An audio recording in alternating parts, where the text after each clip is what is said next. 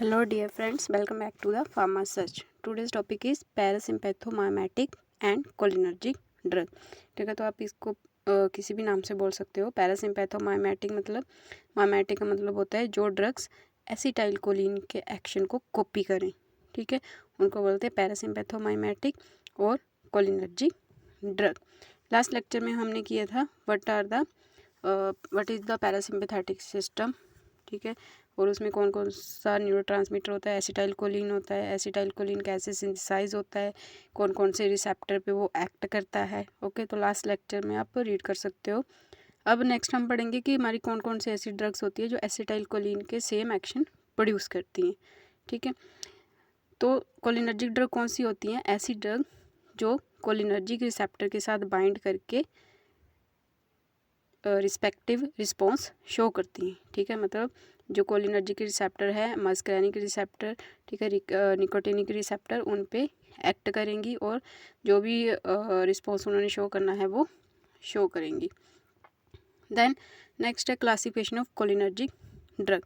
Cholinergic drug की classification है, तो आप देख सकते हो कि जो कोलिनर्जिक ड्रग है उसमें जो एसिटाइलकोलिन है वो प्रो टाइप ड्रग होती है. प्रो टाइप ड्रग क्या कौन सी ड्रग होती है. एसिटाइलकोलिन ऐसी ड्रग होगी जिसकी कॉपी करती है कोलिनर्जिक ड्रग. ठीक है, मतलब जो एसिटाइलकोलिन है उसी के एक्शन को कंपेयर करके, मतलब उसके साथ कंपेयर करके अदर ड्रग्स बनाई जाती हैं, उनको बोलते हैं कोलिनर्जिक ड्रग. क्योंकि जो एसिटाइलकोलिन है वो नेचुरली हमारी बॉडी में सिंथेसाइज होता है.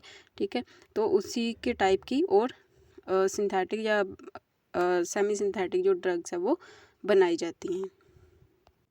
तो प्रो टाइप का मतलब होता है कि ऐसी ड्रग जिसकी प्रॉपर्टी कंपेयर करके हम अदर ड्रग्स बनाते हैं. ठीक है, जो हमें बाहर से हम अपनी बॉडी में देते हैं. ठीक है, अब नेक्स्ट है इसकी क्लासिफिकेशन कोलिनर्जिक ड्रग्स की. दो टाइप्स की होती हैं, directly acting and indirectly acting. Okay, directly acting मतलब जो आपके डायरेक्ट रिसेप्टर पे जाके एक्ट करेंगी. ठीक है, M1 रिसेप्टर, M2, M3, ठीक है, जो भी मस्करेनिक रिसेप्टर हैं और निकोटिनिक रिसेप्टर उन पे जाके एक्ट करेंगे, उनको बोलेंगे डायरेक्टली एक्टिंग. इनडायरेक्टली एक्टिंग कौन सी होगी. जो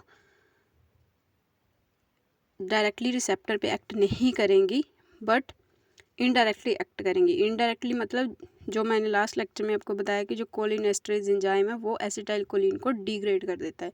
ठीक है, तो ऐसी ड्रग जो कोलिनेस्टरेज एंजाइम है उसको ख़त्म करे या उसको ब्लॉक कर दे, ठीक है, तो वो होंगी आपकी इनडायरेक्टली एक्टिंग कोलिनर्जिक ड्रग. ठीक है, एंजाइम ही ख़त्म हो गया तो एसिटाइलकोलिन का लेवल आपकी बॉडी में इंक्रीज हो जाएगा. ठीक है, एसिटाइलकोलिन की डिग्रेडेशन नहीं होगी. और डायरेक्टली एक्टिंग कौन सी होगी, जो आपके डायरेक्ट मस्करेनिक रिसेप्टर या निकोटिनिक रिसेप्टर पे एक्ट करेंगी. ठीक है, तो डायरेक्टली एक्टिंग में अपनी कौन कौन सी आ गई, कोलिन एस्टर एंड एल्केलॉइड. ठीक है, कोलिन एस्टर्स में आप याद कर सकते हो by shortcut ABC and M. ठीक है, A से एसिटाइलकोलिन. ठीक है, जो भी कोलिन एस्टर है उसकी क्लासिफिकेशन है ये. डायरेक्टली एक्टिंग में मिथैनिकोल एंड कार्बाकोल. ठीक है, A से हो गया एसिटाइलकोलिन, B से हो गया बिथैनिकोल, C से हो गया कार्बाकोल, M से हो गया मिथाकोलिन.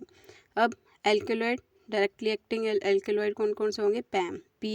पैम से आप याद कर सकते हो पिलोकार्पिन, मस्करिन एंड एरिकोलिन. ठीक है, ये होगी directly acting to type cholinergic drug. अब इनडायरेक्टली कौन सी है, जो एंजाइम को ख़त्म करती है या ब्लॉक करती हैं. ठीक है, अब वो भी दो टाइप्स की हैं, रिवर्सिबल और इरिवर्सिबल. रिवर्सिबल कौन सी होगी, जो थोड़े टाइम के लिए जो एंजाइम है उसको ख़त्म करेंगी या ब्लॉक करेंगी. ठीक है, इरिवर्सिबल होगी जो परमानेंट, जो लॉन्ग टाइम के लिए जो आपका कोलिनेस्टेज एंजाइम है उसको ख़त्म करेंगी या ब्लॉक करेंगी. ठीक है, अब रिवर्सिबल इनडायरेक्टली जो ड्रग्स है वो दो टाइप्स की हैं, लिपिड सोलुबल, वाटर सोलुबल. ठीक है, जो तो लिपिड सोलुबल होंगी वो ड्रग्स आपको पता है, जो लिपिड सोलुबल ड्रग्स होती है वो ब्लड ब्रेन बैरियर को क्रॉस कर जाती हैं. ठीक है, तो इनको हम अल्जाइमर डिसीज़ में यूज़ कर सकते हैं. ठीक है, तो आप इससे याद कर सकते हो कि जो अल्जाइमर डिसीज़ में यूज़ होती हैं वो आती हैं reversible lipid soluble cholinergic drugs के अंडर. तो कौन कौन सी है लिपिड सोलुबल, फाइसोस्टिग्मिन, टैक्रीन, डोनाजेपिल, रिवास्टिग्मिन एंड ग्लेंटामाइन. ठीक है, तो ये होगी हमारी लिपिड सोलुबल। वाटर सोलुबल कौन सी होगी, आप पेन से याद कर सकते हो, PEN पेन। P से हो गया आपका पेरिडोस्टिग्मिन, E से हो गया एड्रोफोनियम, N से हो गया नियोस्टिग्मिन। ठीक है, तो ये होगी आपकी रिवर्सिबल इनडायरेक्टली या रिवर्सिबल एंटीकोलिनेस्ट्रेज ड्रग। ठीक है, इरिवर्सिबल कौन सी होगी, इरिवर्सिबल दो टाइप्स की हैं, कार्बामेट्स ऑर्गेनोफॉस्फेट एंड कार्बामेट। ठीक है, ऑर्गेनोफॉस्फेट्स में आपकी जो भी इंसेक्टिसाइड यूज़ होते हैं। ठीक है, इंसेक्टिसाइड में यूज़ होती है कौन कौन सी, मेलाथायोन, पैराथायोन, इकोथायोफेट। जो इकोथायोफेट है, इस ड्रग को छोड़ के बाकी जितनी भी ड्रग्स है आपकी वो क्लिनिकली यूज़ नहीं होती। ठीक है, सिर्फ जो इकोथायोफेट है वही आपकी क्लिनिकली यूज़ होती है, बाकी एज अ इंसेक्टिसाइड यूज़ होती हैं। ठीक है, तो और कौन है, टैबून, सैरिन एंड सोमन, ये तीनों आपकी नर्व गैसेज हैं। ठीक है, ओनली इकोथायोफेट यूज्ड क्लिनिकली। कार्बामेट्स में कौन से, कार्बराइल, प्रोपोक्सर, एक्लिकाब। ठीक है, तो ये 3 ड्रग्स हैं जो आपकी कार्बामेट्स के अंडर आती हैं। ठीक है, तो एक यहाँ पे एक पॉइंट यही है कि इकोथायोफेट ही क्लिनिकली यूज़ होती है, बाकी सारी जो ऑर्गेनोफॉस्फेट्स या कार्बामेट्स है वो आपकी इंसेक्टिसाइड्स वगैरह में यूज़ होती हैं। ठीक है, तो ये हो गया हमारा classification of cholinergic drug. Next हम देख लेते हैं जो डायरेक्टली एक्टिंग या इनडायरेक्टली एक्टिंग कोलिनर्जिक ड्रग है वो कौन कौन से रिसेप्टर पे एक्ट करती हैं और क्या कौन सा उसका यूज़ होता है। ठीक है, तो फर्स्ट हमारे डायरेक्टली एक्टिंग कोलिनर्जिक में क्या था, नेचुरल ड्रग्स। नेचुरल ड्रग कौन सी थी, पिलोकार्पिन, पैम, पिलोकार्पिन, ए से एरिकोलिन, एम से मस्करेनी। ठीक है, इसके अंडर निकोटिनिक भी आती है, ये भी नेचुरल एल्कलॉइड ड्रग है आपकी। तो जो पिलोकार्पिन है वो कौन से रिसेप्टर पे एक्ट करती है, निकोटिन और M3 रिसेप्टर। ठीक है, कहाँ पे हम इसका यूज़ करते हैं, ग्लूकोमा में। ठीक है, प्रेशर आइज का जो प्रेशर उसको कम करने के लिए यूज़ करते हैं हम ग्लूकोमा में। एरिकोलिन निकोटिनिक और मस्करेनिक दोनों रिसेप्टर पे एक्ट करती है। ठीक है, इसका कोई थेरापेटिक यूज़ नहीं है। मस्करेनिक आपकी ओनली मस्करेनिक रिसेप्टर पे एक्ट करती है और इसका कोई भी थेरापेटिक यूज़ नहीं है।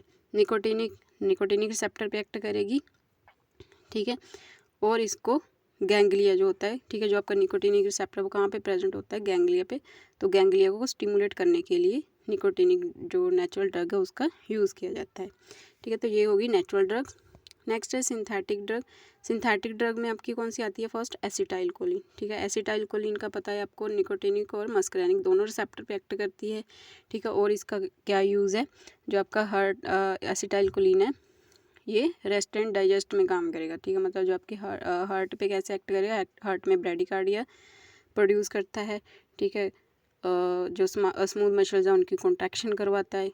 ठीक है, तो एसिटाइल कोलिन सिंथेटिक ड्रग के अंडर आता है, डायरेक्टली एक्टिंग कोलिनर्जिक ड्रग में एक्ट करता है दोनों रिसेप्टर पे। ठीक है, और यूज़ करते हैं हम इसका टैकीकार्डिया और रेनॉल्ड डिसीज़ में। ठीक है, बिथैनिकोल M3 रिसेप्टर पे, ब्लैडर, बी से बिथैनिकोल। ठीक है, तो ब्लैडर आपका किसके अंडर आता है, M3 रिसेप्टर। ठीक है, M3 रिसेप्टर कहाँ पे प्रेजेंट होता है, स्मूथ मसल्स। ठीक है, तो जो बिथैनिकोल है इसका हम कहाँ पे यूज़ करते हैं, used for the treatment of urinary retention. ठीक है, अगर आपका यूरिन रुक गया है तो हम ब्लैडर में बिथैनिकोल का यूज़ करते हैं। ठीक है, नेक्स्ट है आपका कार्बाकोल। ठीक है, कार्बाकोल सी से कार्बाकोल, सी से कॉमन एक्शन। ठीक है, मतलब कार्बाकोल के कॉमन एक्शन शो करता है, निकोटिनिक पे भी एक्शन शो करेगा और मस्करेनिक पे भी एक्शन शो करेगा। ठीक है, तो इसका यूज़ कहाँ पे करते हैं हम, यूरिनरी रिटेंशन और कॉन्स्टिपेशन में। ठीक है, मिथाकोलिन M। ठीक है, मिथाकोलिन M से स्टार्ट होता है, तो ये M2 रिसेप्टर पे काम करता है। M2 रिसेप्टर हमारा कहाँ पे प्रेजेंट होता है, मायोकार्डियम। M से मिथाकोलिन, M से मायोकार्डियम। ठीक है, तो हार्ट पे पता ही आपको कौन सा रिसेप्टर प्रेजेंट होता है, M2।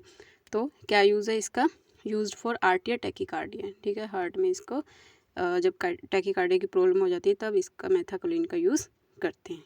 ठीक है, एक पॉइंट है यहाँ पे, Mascarene drug obtained from an active constituent as active ingredient of poisonous mushroom। ठीक है, जो आपका मस्करेनिक है ड्रग वो कहाँ से obtained होता है, जो मशरूम है।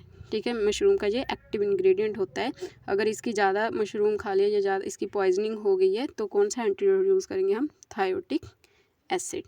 ठीक है, तो ये पॉइंट है नोट करने के कि मशरूम की पॉइजनिंग में हम कौन सा एंटीडोट यूज़ करते हैं।